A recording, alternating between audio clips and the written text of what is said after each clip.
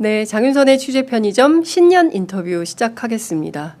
비상계엄으로 연말 전국이 매우 뒤숭숭했습니다. 게다가 무안공항에서 벌어진 제주항공 여객기 참사로 많은 국민들께서 고통과 탄식 그리고 번민으로 한 해를 마무리하지 않았나 싶은데요.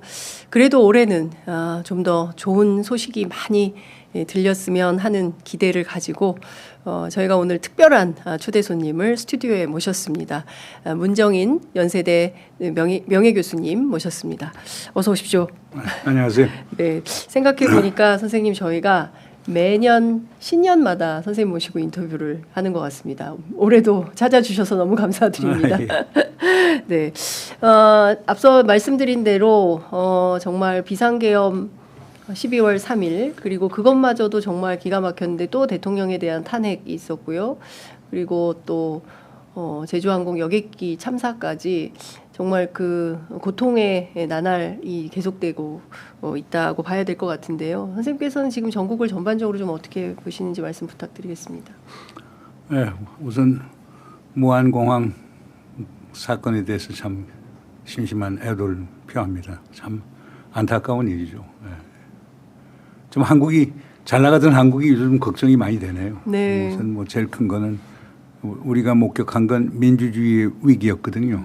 그건 다행히 그래도 우리 시민들과 국회가 나서서 그걸 막아냈죠. 그런데 이걸 어떻게 잘 마무리 짓느냐라고 하는 게 큰 과제일 것 같고, 두 번째는 무슨 민생 경제가 정말 어렵지 않습니까? 네네. 그러니까 민생 경제 위기를 극복하는 것도 큰 과제일 것 같고, 네.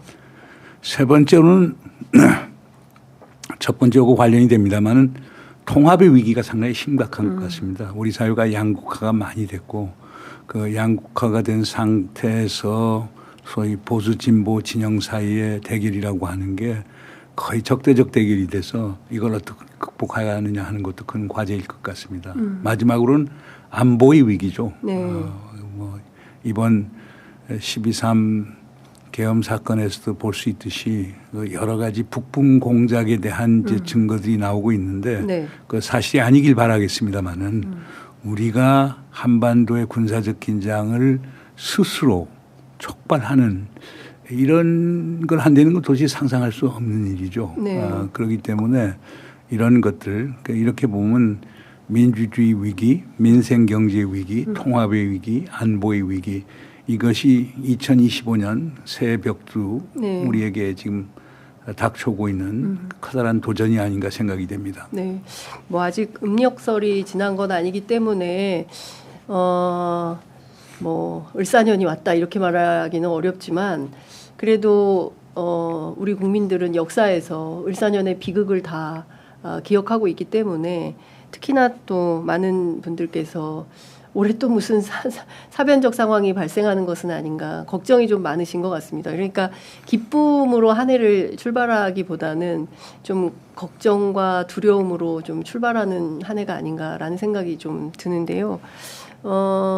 선생님께서 말씀해 주신 대로 여러 가지 이제 복합적인 위기에 직면하고 있는 상황인 것 같습니다.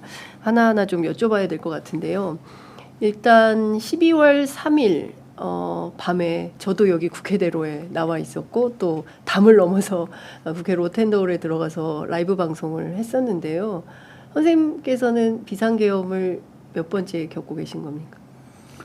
저야 뭐 무슨 뭐 유신 때부터죠. 유신 아니 때. 뭐 정확하게 얘기하자면 뭐 5.16 때도 겪었고 5.16, 예. 그다음 4.19 때 5.16 때 4.19. 그다음 79년 네. 예, 그때는 뭐 미국에 있었습니다만은 예. 예, 뭐 그러니까 거의 뭐 거의 비상계엄을 다 겪은 셈이죠. 80년대 초반에도 이제 79년 80년 예. 이때도 전두환, 이제 예. 뭐 한국에 있었기 때문에 예. 겪었고 79년은 제가 미국에 있어서 겪지 않았지만 예. 그 상당히 많은 비상계엄을 겪은 셈이죠. 네. 네.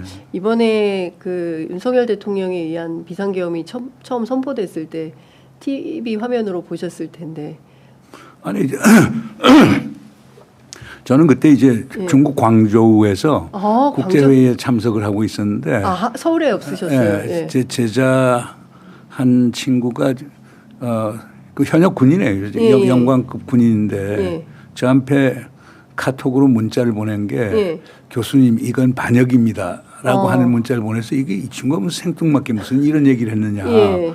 그래서 텔레비를 딱 봤지만 결국에 이제 한국에 계엄이 왔다라고 예. 얘기해서 계엄이 선포됐다고 그래서 아 이거 뭐 남북한 간에 군사적 충돌이 있는가 전쟁이 났는가 이 걱정을 예. 했었죠. 예. 그런데 좀 있어서 이제 윤석열 대통령이 담화하는 걸 쭉 보니까 이게 뭐 탄핵이 잦다. 그다음에 예산을 삭감했다. 예.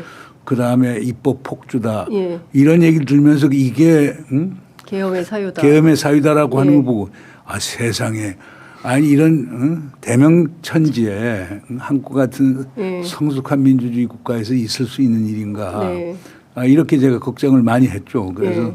그래서 사실 그 다음날 아침에 이제 그 회의에 그러다 이제 계엄이 해제가 됐고 예. 그 다음날 아침에 이제 회의에 갔더니만 저랑 같은 패널에 조셉 스티글레츠 그 노벨 예, 경제학상을 예. 받은 분이 계셨는데 아 그분이 대뜸 저한테 얘기를 하는 게 한국은 대단하다. 한국의 민주 회복력이라고 하는 것은 네네. 세계에서 유례를 찾아볼 수 없다. 예. 이러면서 칭찬을 해요. 그래서 그 윤석열이 개헌 선포는 우리에게 재앙이었는데 네. 우리 시민과 국회가 계엄을 극복하고 나니까 전 세계가 찬사를 하는 거예요.